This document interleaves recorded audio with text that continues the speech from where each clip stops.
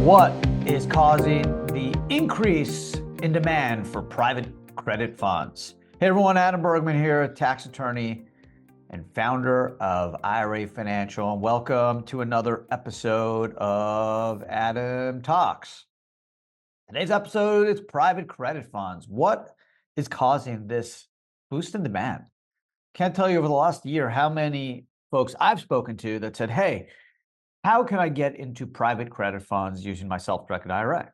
And sure, I've heard of private lending, right? Direct lending, leverage lending for many, many years, really dating back to pre-2008, where we got in some trouble because banks were lending to real estate borrowers that just didn't have the liquidity or didn't have the financial capacity to pay back these loans. And obviously a lot has changed since 2008.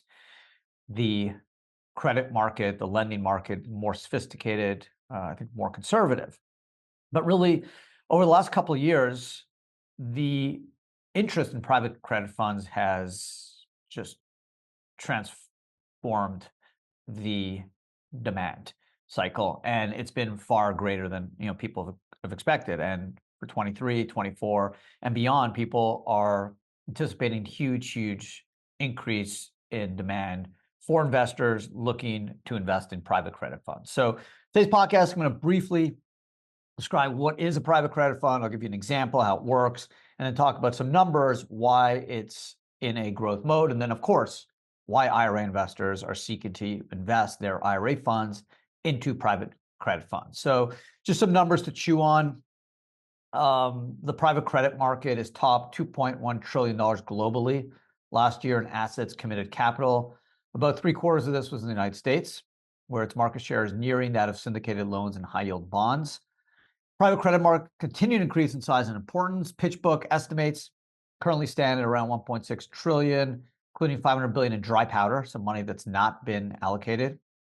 The driver of growth is the fact that banks have pulled out of a lot of lending opportunities, right? Banks got burned in 2008. More regulatory constraints, been a little bit more conservative on who they're lending to, whether it's real estate, whether it's corporate borrowers.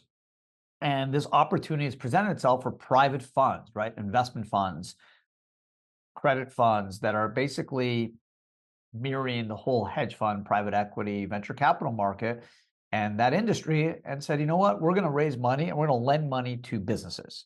Good businesses, mature businesses, startups, and we're going to be able to grab and get higher yields. We're going to structure these deals in a way that we're hopefully more secure. And we're going to also include warrants in these deals to get us some equity upside as super alpha on this deal. So if you look back over the years, Apollo and Ares Management, they've grown this market from 250 billion in 2010 to several trillion now. It's continuing to grow. Banks have retrenched from the lending market, as I mentioned, since 2008 and the regulatory upheaval that followed. And that's continued now, especially into the near 0% interest decade. And that's where private credit is. It's not a structure where they're going to be lending to individuals to pay off their credit card. These are loans, $10 million, $50 million, $100 million loans to businesses. So this is kind of an example how it works.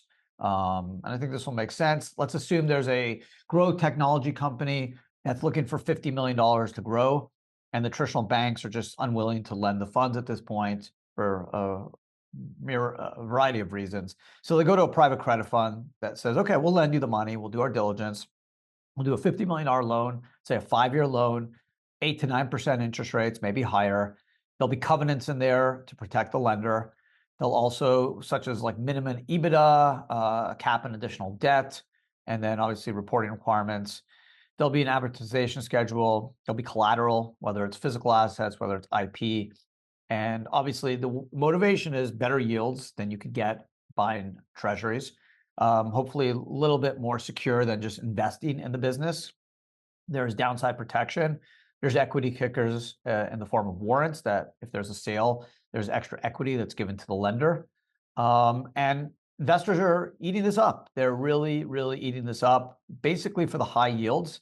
much higher yields. And yes, there is some downside risk, but it's deemed far safer than what was occurring pre-2008, right? For better regulatory environment. Lenders are smarter now. They understand the risks better. Not to say there's no downside. There certainly is downside. These private credit funds are not banks. They're not regulated, right? So that is the biggest downside of investing in private credit. But for IRA investors, the biggest upside is tax. When you invest in a private credit fund using your personal funds, you are going to get ordinary income back on the interest, right? Maybe not on the equity kicker, but that's usually a small part, and that sometimes just goes to the general partner. What you are going to benefit from is the consistent yields, right? Whether it's a quarterly payment or it's a balloon payment, whatever you receive back, the interest on the loan would be subject to ordinary income tax, not capital gains, but ordinary income tax. If you did in an IRA or 401k, there'd be zero tax. Zip. Why? Because interest on debt is exempt from taxation. Okay. That's what makes it extremely, extremely tax beneficial to invest in a private credit fund using an IRA or 401k. That's why you've seen an enormous drive by pension funds to get into private credit funds, because they're getting very, very tax efficient returns tax-free. If a private credit fund invested potentially in a real estate fund, there should be exempted from this UBIT tax based off 514c9.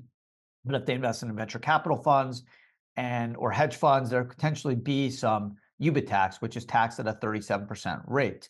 Whereas if they invested in private credit funds, because they're tax exempt, the retirement plan, they would be receiving the interest tax-free. There would not be any UBIT on the return of the interest. It's not subject to unrelated business income tax, so there's no additional tax.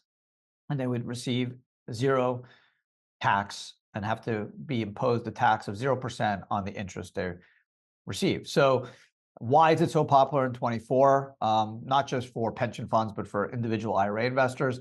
Obviously, the big one is the higher yields, right? Higher yields, higher interest rates. There's more opportunities because of banking constraints and reduced lending. There's customization and flexibility. These private credit funds are really good and really smart about doing their diligence and making sure they're collateralized and protected. They have obviously a huge opportunity because it's not correlated with the public market. So private credit is a private investment, not correlated to private equity markets. So you get a hedge against the private equity markets. And with increased volatilities in the public markets, a lot of people like the steady returns of debt. You have regulatory advantage because they're not subject to stringent banking regulatory framework, but the downside is they're not regulated. Okay. And obviously it's a growing base of borrowers where there's more and more companies that are getting shut out by the traditional lenders like banks. So they're turning to these private credit funds for money to grow, to build, and the way these loans are structured and the fact these private credit funds are so smart, there is the opportunity for higher growth, yields, as well as less risk. So why should you consider private credit funds, especially with your IRA? Well, it's tax efficient, number one. The returns, the yield on the interest, tax-free. The direct lending yields, the private funds are still very good and still very strong. Okay. The loan growth does appear to be healthy. There's not really a bubble-esque type of situation. It could change, right? As I mentioned, it's very lightly regulated. And the underwriting standards and fundamentals are solid. That's the most important part. And the big difference from 10, 15 years ago is these private credit funds are serious about underwriting, they're serious about structuring, they're serious about their diligence, and they're serious about structuring collateral. Much, much more so than what happened in pre-2008. So yes, there's still risks. Anytime you lend a private company money, there's risk that that private business could have financial despair. There is obviously a risk in the collateral, right? It's business assets. You're not getting personal guarantees from the owners, right? These are large loans. Things change, right? AI can disrupt an industry, and then that $50 million loan to that business could be in jeopardy. Now, if you invest in a private credit fund, they're doing many, if not hundreds of loans. So if one does fail, the way the fund is structured is it should have a minimal impact on the returns of the fund. And obviously, you're getting tax efficient returns if you use an IRA. If you don't use an IRA, you're going to pay ordinary income tax on the interest. which is not as efficient as capital gains. Ordinary income tax rates for high net worth Americans has a maximum rate of 37%, whereas the maximum capital gains rate is approximately 23.8%. So you're losing that 14% by doing private credit funds versus maybe doing a capital gain type deal, whether it's private equity, venture capital, or hedge funds. So something to keep in mind. But for IRA, 401k investors, private credit funds are super tax efficient, higher yields, strong growth. Yes, there's still some risk because of the lack of regulation. Private credit funds are not banks. They're quasi hedge funds. So you have a lack of regulatory framework. You do have, SEC filings, but it's limited in terms of the diligence the government is forcing upon the managers of the fund. Now, you obviously want to know who you're investing in. The larger the fund is, the more internal restrictions and regulations are self-imposing.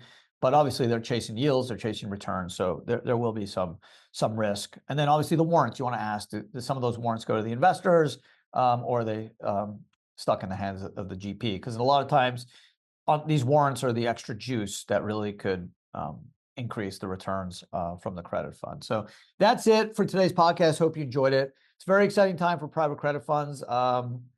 Could there be a bubble down the road? Who knows?